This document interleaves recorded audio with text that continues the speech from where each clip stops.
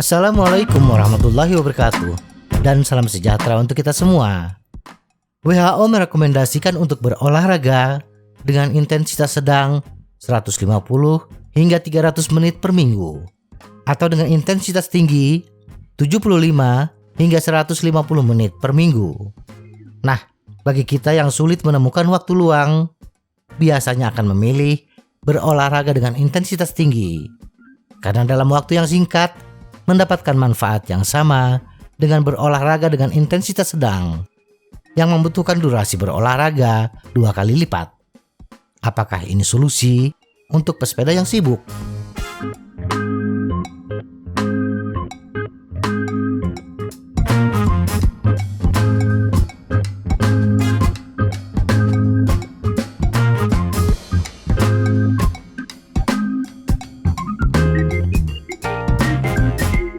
Kita semua tahu bahwa pesepeda profesional kesehariannya dihabiskan untuk latihan sekitar 1000 jam per tahun atau kurang lebih 19 jam per minggu. Tetapi semua latihan tersebut tidak semuanya dalam bentuk latihan intensitas tinggi. 80 hingga 90% dari volume latihan tersebut dijalani dengan latihan intensitas sedang. Tentunya latihan dengan intensitas sedang tersebut bukan selingan dari latihan mereka, tetapi itu merupakan menu wajib bagi mereka. Lantas apa manfaat latihan dengan intensitas sedang? Mari kita selami lebih dalam adaptasi terhadap pelatihan dan peran intensitas. Latihan ketahanan biasanya diukur dengan melihat peningkatan berapa banyak oksigen yang dapat kita ambil dan berapa banyak tenaga yang dapat kita hasilkan dengan oksigen yang kita hirup tadi.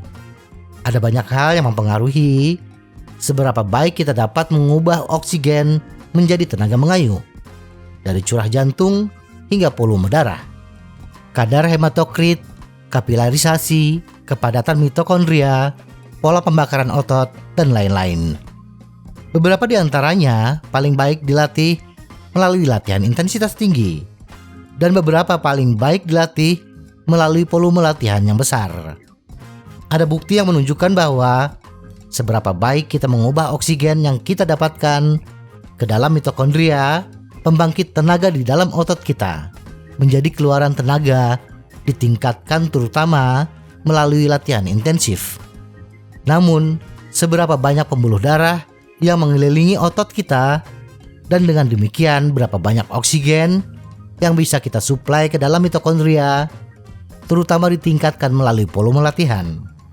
Jika kita hanya melakukan latihan intensitas tinggi dengan volume rendah atau intensitas ringan tapi volume tinggi, maka kita akan kehilangan stimulus terbaik untuk meningkatkan beberapa faktor yang penting untuk kinerja bersepeda. Inilah sebabnya ketika pesepeda mengadopsi salah satu dari pendekatan pelatihan ini, dalam beberapa minggu pertama mereka mengalami peningkatan yang cukup besar. Ini karena tiba-tiba mereka secara khusus menargetkan komponen kinerja tertentu dengan pelatihan mereka. Namun, semua komponen performa bersepeda hanya dapat dilatih sampai batas tertentu dalam jangka waktu tertentu. Oleh karena itu, setelah beberapa minggu pertama, pesepeda memperoleh keuntungan besar. Kemudian peningkatan kinerja biasanya akan berhenti dan kinerja akan stagnan. Pesepeda kemudian akan memasuki masa yang paling ditakuti, yaitu masa jalan di tempat, berlatih keras tetapi tidak menjadi lebih baik.